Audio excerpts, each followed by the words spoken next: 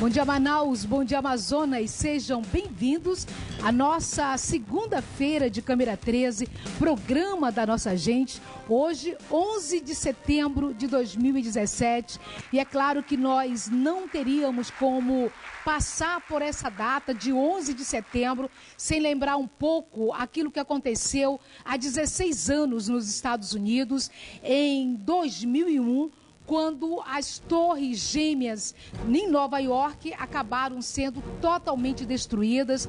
E a gente viveu uma situação, o mundo todo, não só os Estados Unidos, mas o mundo todo viveu uma comoção e um alerta do terrorismo que a cada vez se torna mais forte em vários países aí.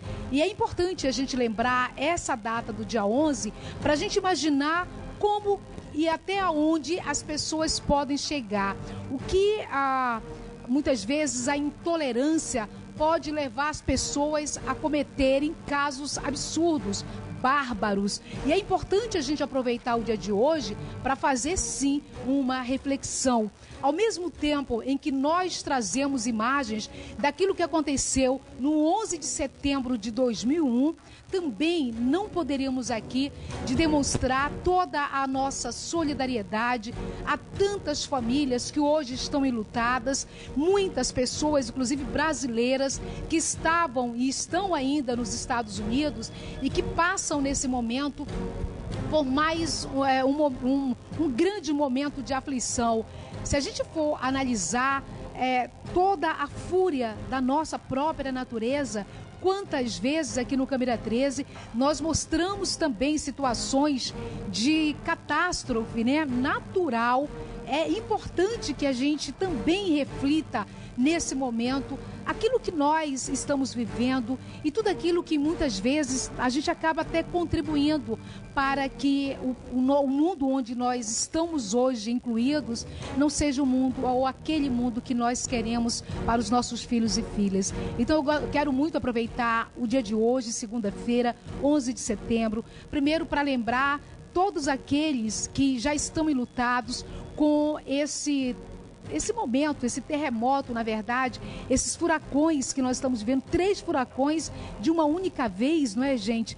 É um absurdo. E aí a gente quer falar um pouco sobre o furacão Irma, o furacão José e o Kátia, 3 que estão hoje, já destruíram muitas ilhas em Flórida, no Caribe, e a gente vê quantos brasileiros estão nesse momento aflitos lá nos Estados Unidos e aqui no país também. E eu quero colocar para vocês um casal de amigos nossos aqui do Câmera 13, que resolveram há muito tempo, planejavam uma viagem em família para os Estados Unidos e acabou coincidindo, infelizmente, da chegada deles justamente lá em Flórida, logo na semana do furacão Irma.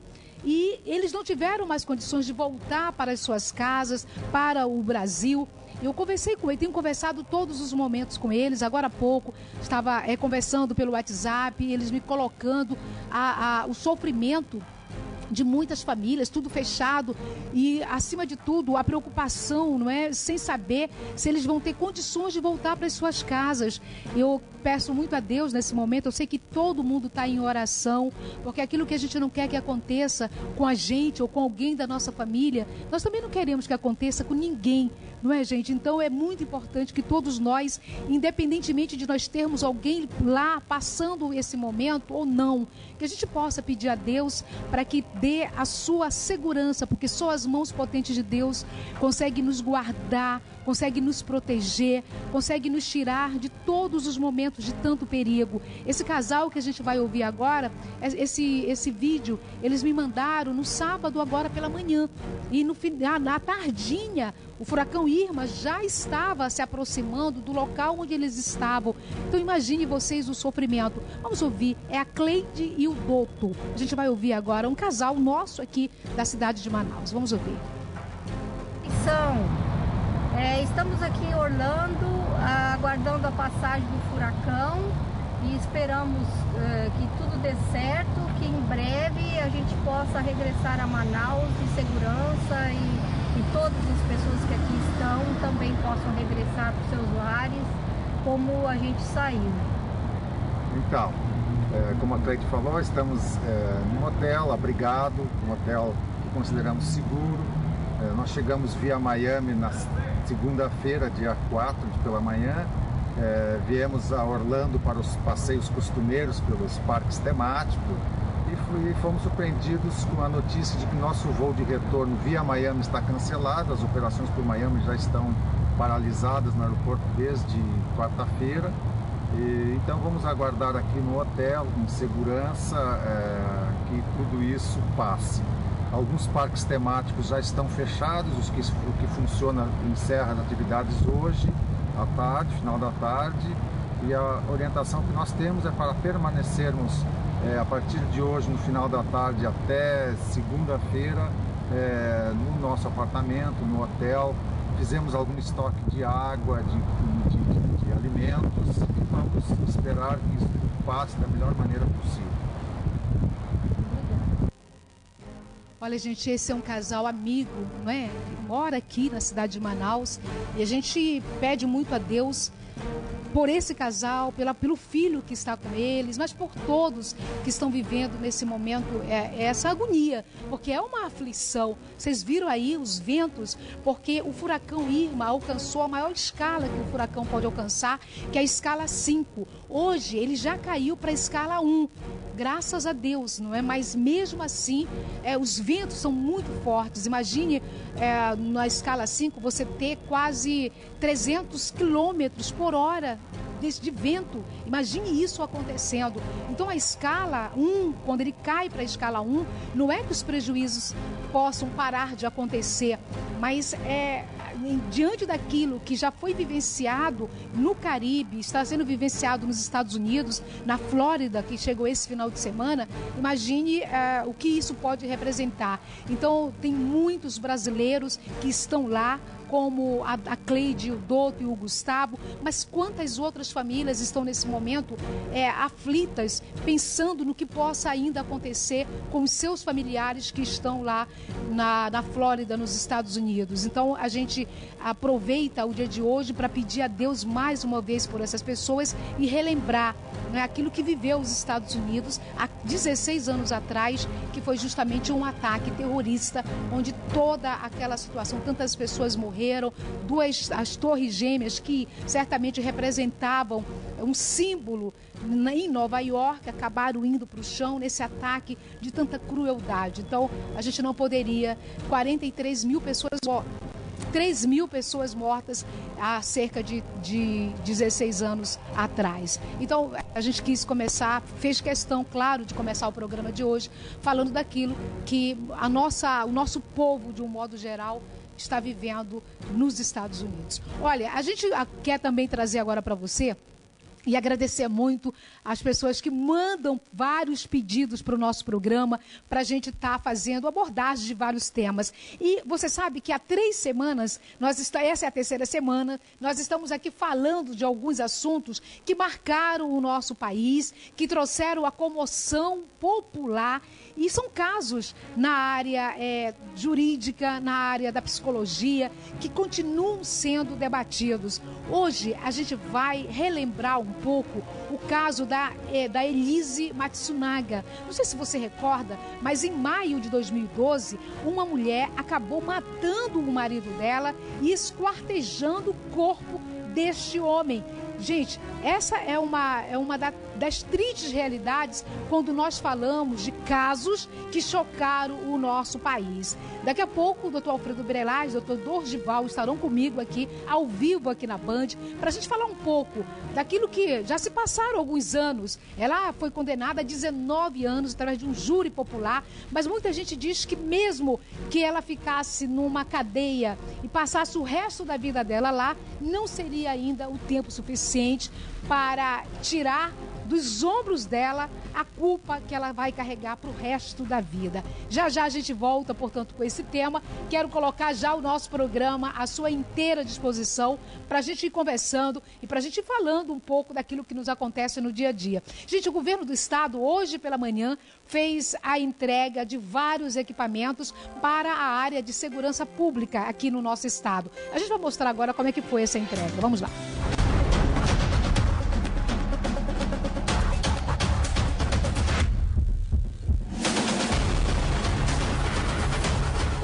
Estado do Amazonas realizou a entrega de novas viaturas e munições para a reposição de materiais à Polícia Militar do Amazonas.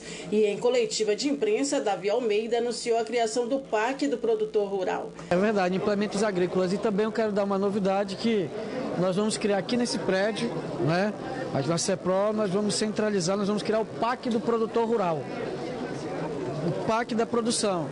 No mesmo local você vai resolver problemas do IPAAN, da DAF, do IDAN, da ADS, da CEPRO, da CODESAB, tudo isso reunidos aqui nesse prédio que tem o sistema CEPRO.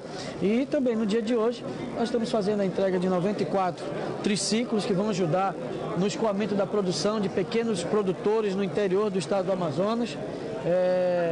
Nós temos aqui também os carros do escritório do IDAN que serão entregues no dia de hoje, que irão também ajudar na produção. Nós temos aqui o armamento que nós vamos entregar, na verdade, as munições para um ano de trabalho aqui para as nossas polícias e, acima de tudo, é o nosso compromisso, né, e as viaturas da polícia, que nós estamos entregando gradativamente, mais de 200 viaturas nesses 4 meses, né, da nossa atuação. Então, o município estará recebendo hoje 3 triciclos, né, que irão muito poder ajudar nas comunidades onde trabalha a agricultura familiar. Então já temos essas comunidades que serão contempladas e isso será fundamental para ajudar na logística, no escoamento dessa produção desses pequenos agricultores. Então... Olha, parabéns aí ao governo do estado do Amazonas. Gente, a gente vai fazer um intervalo comercial, mas em seguida a gente vai falar um pouco do caso que aconteceu aqui na cidade de Manaus no dia 31 de agosto, quando aquele cabeleireiro ali no Vieira Alves acabou sendo morto. As imagens são imagens chocantes do circuito interno do próprio salão. Hoje cedo, a mulher que participou aí, acabou sendo a cúmplice, na verdade, nesse crime, nesse assassinato, foi apresentada à imprensa hoje cedo. A gente vai falar um pouco sobre isso logo após o intervalo comercial. Já estamos de volta, olha, agradecendo muito a sua companhia. Mais uma semana de setembro, a gente aqui vivendo esses momentos com você. Muito obrigada sempre pela sua companhia, você que está em Manaus e você também que nos acompanha em qualquer parte do nosso estado do Amazonas. Já dá aqui o boa tarde para meus queridíssimos convidados, amigos, parceiros, doutor Alfredo Brelaz. Tudo bom, doutor Alfredo? Muito bem-vindo. Muito obrigado, um prazer voltar aqui no Câmera 13. E doutor Dorival, que já está conosco. Boa tarde, bem-vindo. Estou tranquilo aqui. Vamos ver se a gente consegue desenrolar aí mais um caso aí, né? Porque precisa realmente desenrolar, não é, gente? Tem muitos casos que marcaram o nosso país nesses últimos 20 anos, nessas últimas 2 décadas, e nós estamos aqui relembrando um pouco esses assuntos, mas, acima de tudo, olhando se a pena aplicada a um tipo de homicídio como esse, que a gente já conversa sobre ele, que é o caso da Elise Matsunaga, se de fato a pena aplicada ela corresponde à gravidade do ato ilícito cometido. Então, daqui a pouco a gente começa a falar e esse é o caso que você vai acompanhar já dentro da percepção jurídica e da percepção psicológica, a gente entender se é que dá para entender, não é, gente? Uma pessoa matar uma outra, esquartejá-la e depois a gente vê aí que a vida continua. Não é? É um absurdo. Então, a gente vai já entrar nesse assunto. Mas antes, só lembrar para você do caso que aconteceu aqui na cidade de Manaus, no dia 31 de agosto, quando um cabeleireiro de 22 anos acabou sendo morto no local de trabalho. E a gente é impressionante, porque a mulher que você já vai ver aqui no seu vídeo, que foi apresentada hoje pela polícia à imprensa, a Jéssica, ela faz uma ligação no dia do crime, dá o nome dela é Jéssica. Ela não criou um outro nome, não, de fantasia, ela deu o nome dela real para a recepcionista do local onde trabalhava o cabeleireiro de 22 anos. E ela dá o nome, ela marca um horário participando de uma trama, quer dizer, a cena do crime que foi mostrada porque as câmeras internas do salão registraram tudo. Então essa mulher estava na cena do crime, participou do crime. Hoje ela foi encontrada, inclusive esse final de semana, lá no quintal de uma casa no bairro Armando Mendes, e hoje cedo ela foi apresentada à imprensa, né, pela polícia. Então tá aí, a Jéssica. Essa é a mulher que participou diretamente do que aconteceu no dia 31 de agosto na cidade de Manaus, onde acabou com a morte do João Felipe, de 22 anos, Jéssica Alves, de 24 anos. Vamos colocar só a imagem da pessoa, do homem, né? Do homem que é acusado da morte do cabeleireiro. Está aqui o Diego Sabino de Araújo, ele ainda está foragido, né? A polícia não conseguiu encontrá-lo, mas já pegou a comparsa, que é a Jéssica, e certamente está muito perto, não é, de elucidar totalmente o que de fato teria motivado esse crime no dia 31 de agosto aqui na cidade de Manaus. Gente, a gente vai trazer aqui para relembrar um pouco o caso da Elise Matsunaga. É mais um dos crimes cruéis que aconteceu aqui no país. Todo crime é cruel, mas existem aqueles crimes que são feitos com requinte de crueldade. A gente vai trazer aqui para a gente relembrar um pouco o caso que chocou certamente a todos nós, quando uma jovem mulher, o pessoal fala que foi por ciúme, porque o marido teria sido visto semana antes com uma outra mulher. Enfim, o que de fato motivou, a gente conversa já com os nossos convidados, mas o certo é que foi mais um dos crimes cruéis aqui no estado brasileiro. Vamos relembrar um pouco.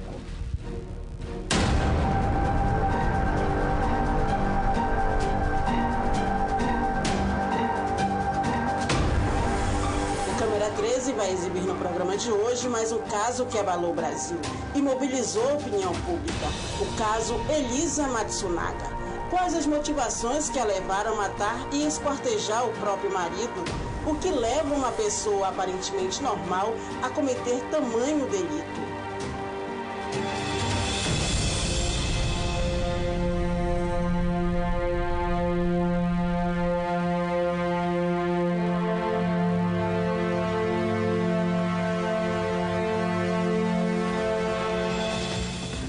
Olha, aqui deu para a gente relembrar um pouco e a nossa repórter coloca aparentemente normal.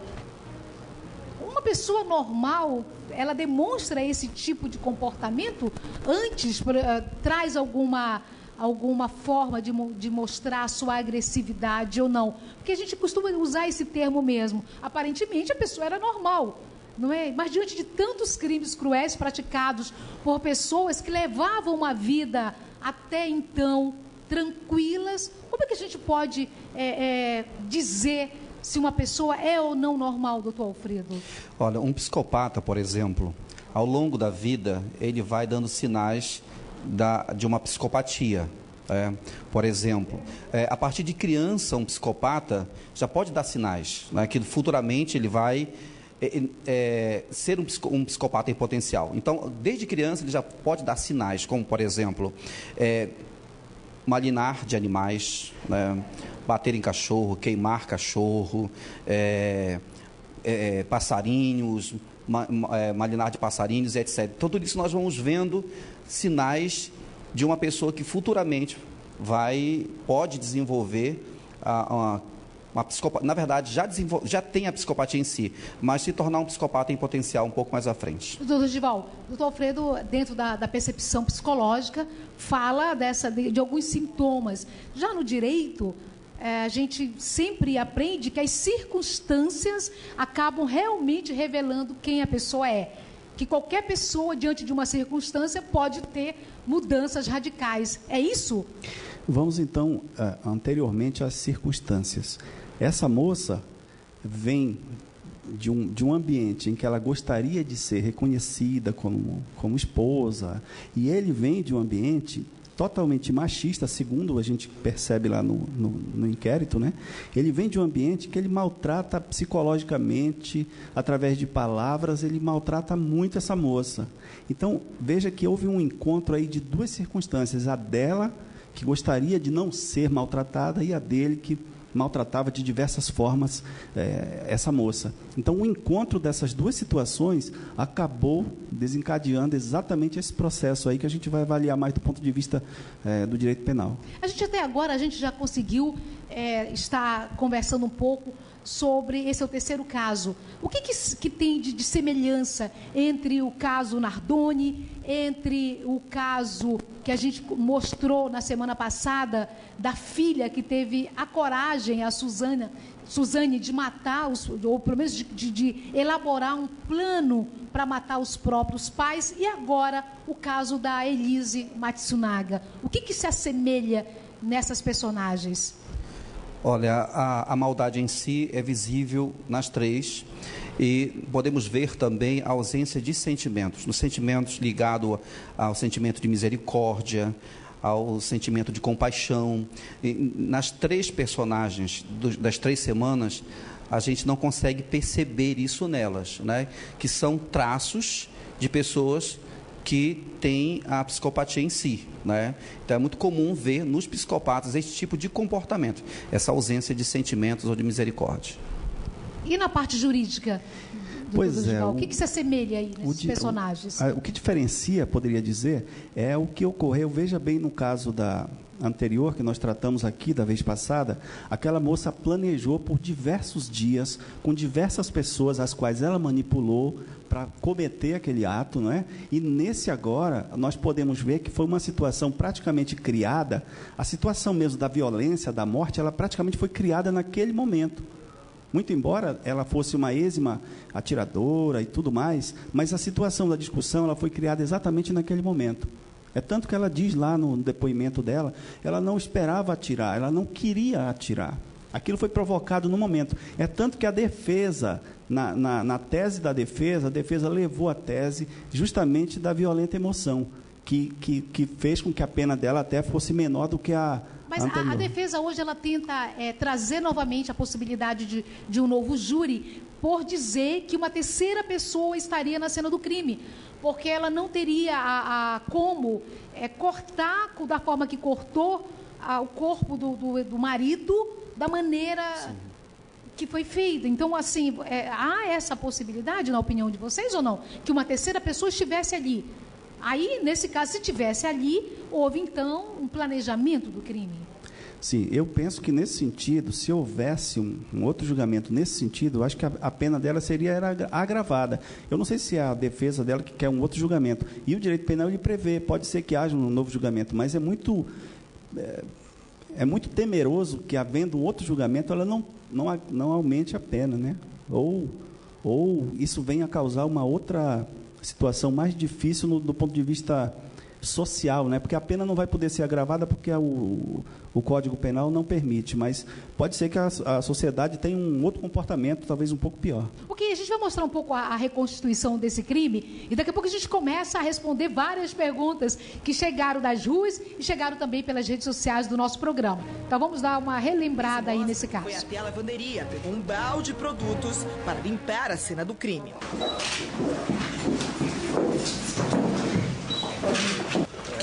Você parou aí? Aí eu limpei um pouco. O que você limpou? Tinha um sangue aqui, eu limpei um pouco. Na sequência, arrasta o corpo para um dos quartos. A versão da defesa é que o esquartejamento aconteceu no banheiro de empregada, 10 horas depois do crime. E Elise fez tudo sozinha. Mas a promotoria não acredita nisso. Uma terceira pessoa teria participado do crime e ajudado Elise a cortar o corpo de Marco. Veja agora que durante a reconstituição, o delegado pergunta sobre o esquartejamento. Elise conversa com o advogado e pede para parar o interrogatório. E depois o que aconteceu? Caiu.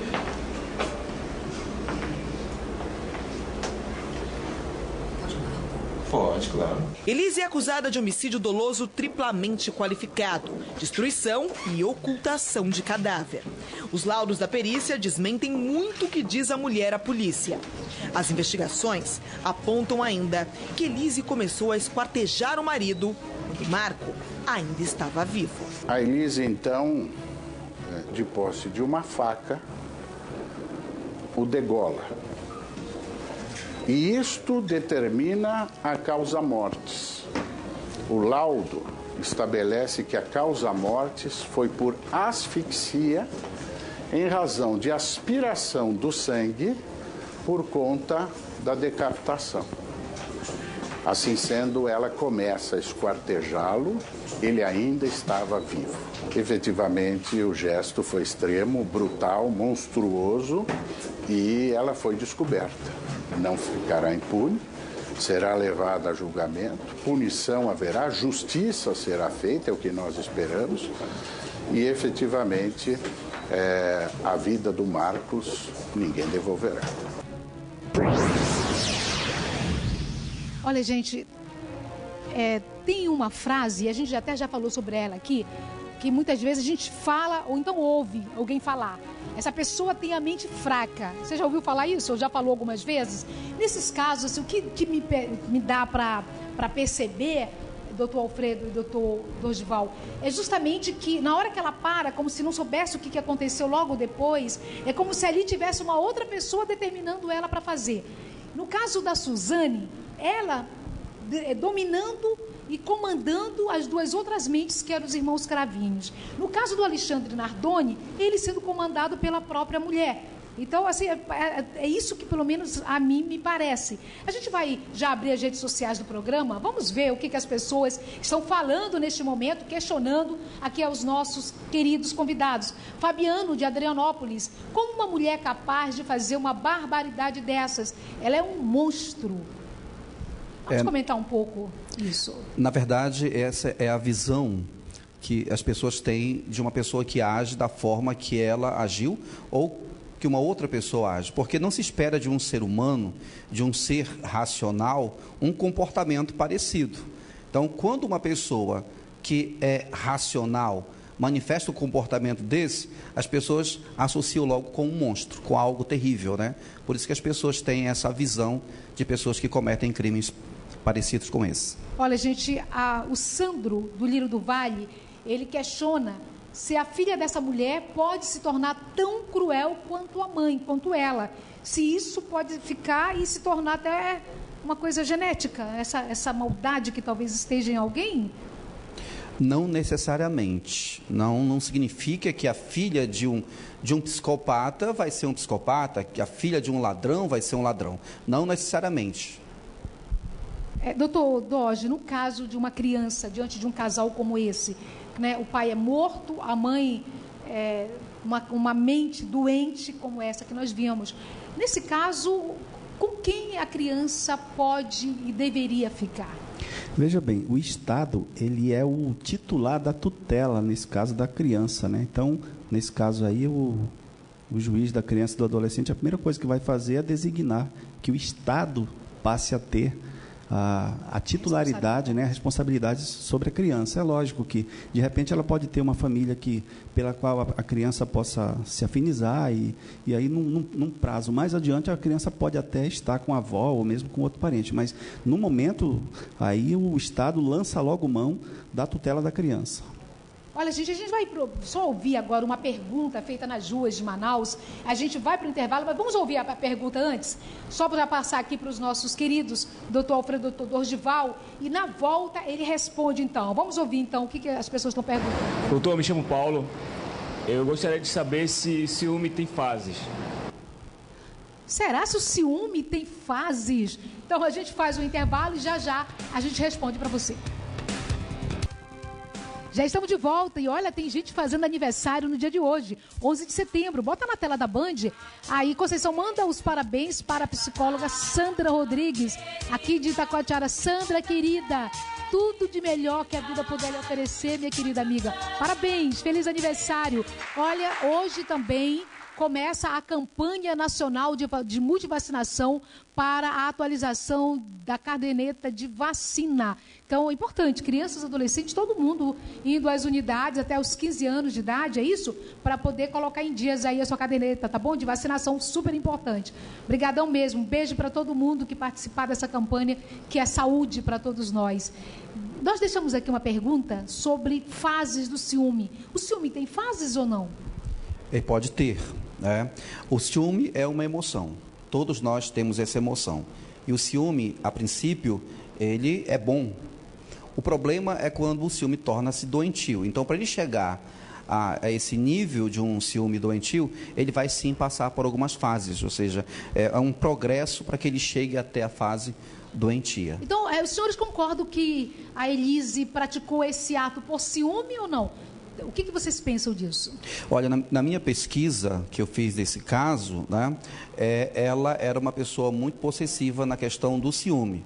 E ela havia sido garota de programa e depois o marido começou a traí-la com garotas de programa. E ela não conseguiu perdoar todos os casos que ele teve com garota de programa. Inclusive, a motivação para esse crime, desse quartejamento, foi uma das traições, segundo as pesquisas que fiz. O senhor também pensa assim ou não, doutor Dorival? Seria um caso de ciúme, um crime passional ou não?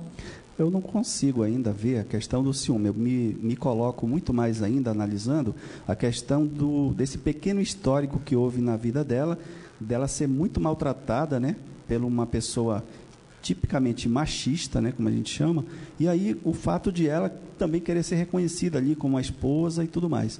E que esse encontro de situações, na verdade, foi que causou teve esse fim trágico. Ok, vamos para mais uma pergunta aqui? Vamos lá, gente. Eu me chamo Bruna. Se uma pessoa só pode ficar até 30 anos presa, então o que adianta qualificar um crime? Interessante a pergunta aí da telespectadora. As qualificadoras, elas vão funcionar muito mais, nesse sentido, né, no sentido prático, eles vão funcionar muito mais quando a pessoa é condenada e tem uma pena pequena, por exemplo, de 6 anos, 5 anos, aí as qualificadoras vão ter uma função bem prática, porque vai aumentar, entendeu? No caso de a pessoa ter uma pena assim, é muito mais uma situação moral, né, para a sociedade ter uma resposta, né? Então, às vezes, soma, pode até passar de 50 anos, mas só cumprirá 30. É isso, doutor Oswaldo? Sim. Ok, vamos para mais uma pergunta, então. Vamos lá. Eu me chamo Mereliane e, doutor, com certeza essa mulher é doente da cabeça, né? Como ela poderia estar fazendo um curso de enfermagem? Hoje nós encontramos os psicopatas em várias áreas, né?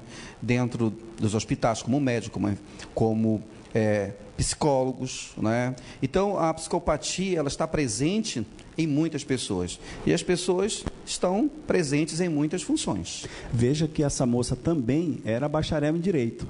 Então, assim como o doutor falou aqui, pode haver na psicologia, essa moça estava prestes aí a enveredar também pela advocacia, né?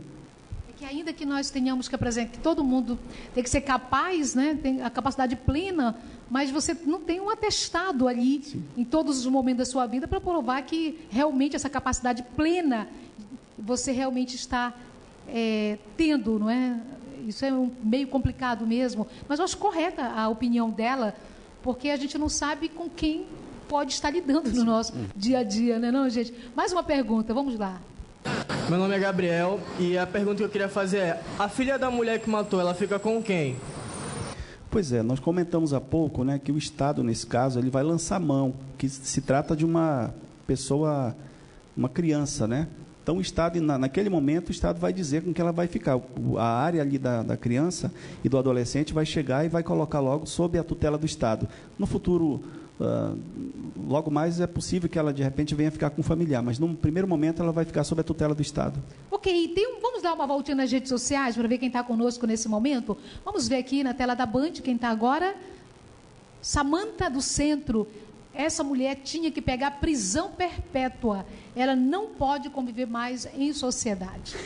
Conceição e telespectadores, a lei brasileira, ela não prevê a chamada prisão perpétua. Só existe prisão perpétua em alguns estados ali nos Estados Unidos, né, e em alguns outros países do mundo. Mas aqui no Brasil não há essa previsão de que alguém possa sofrer a chamada prisão perpétua. Ok, mais uma pergunta, vamos lá. Doutor, meu nome é Lucas e eu queria saber se este é um caso de uma psicopata. Se é o caso de uma psicopata. Ah, sim. É visível o traço de psicopatia na Elise, com certeza. Olha, gente, antes de a gente ir para a parte final do nosso programa, lembrando que a Sandra, que é psicóloga, faz aniversário, e ela está no Iranduba, é isso? Está no Iranduba, um beijo então para você. Um beijo, obrigada pela companhia. E olha, que pena que terminou, não é? Mas a gente vê e percebe como que a população ela está muito atenta a esses casos, e eu acho tão importante a gente poder falar mesmo, não é? Porque nós vivemos em sociedade, então isso faz com que o comportamento da outra pessoa reflita diretamente na nossa vida, não é? Então isso é bem interessante, são casos que a gente já está aí, muitos deles já se passaram mais de 10 anos, mas ainda assim eles estão muito mais atualizados. Você não percebe isso também, doutor Dorival? Em relação à questão da denúncia, né, de alguém que participa e esse resultado, às vezes tem um resultado benéfico para a sociedade. Veja que dias atrás alguém ligou para a Polícia Federal e disse que havia uma movimentação num determinado apartamento de uma certa pessoa, e a Polícia Federal, chegando lá, encontrou várias malas com muito dinheiro. Então a participação de uma pessoa foi fundamental para o fechamento. É muito importante mesmo. Doutor, como que nós podemos, de um modo geral, cuidar da mente e evitar que situações como essa, que você pode ir controlando aos poucos, não chegue ao extremo como chegou na vida dessa mulher? Se a pessoa perceber que o comportamento dela está sendo um comportamento além do natural, ela precisa procurar ajuda, procurar um psicólogo para conversar com o psicólogo, para ser aplicado algumas psicoterapias, para que ela consiga ter mais controle sobre o seu comportamento. Meus queridos, muito obrigada. E segunda a gente bate mais um papo aqui na Band. Ok, obrigado, é um prazer. Obrigada. E olha, chama a sua atenção, porque amanhã, terça-feira, é dia de Alô Doutor. E olha, gente, a gente vai falar de uma doença que os nossos avós falavam, que é a cachumba. Eu não sei se você sabe, mas nós estamos tendo surto de cachumba no Brasil. É alarmante. E a gente vai bater um papo com o doutor Sidney Chalub amanhã para saber como é que a gente pode se prevenir disso tudo, tá bom? Amanhã a gente se vê aqui na Band. Tchau.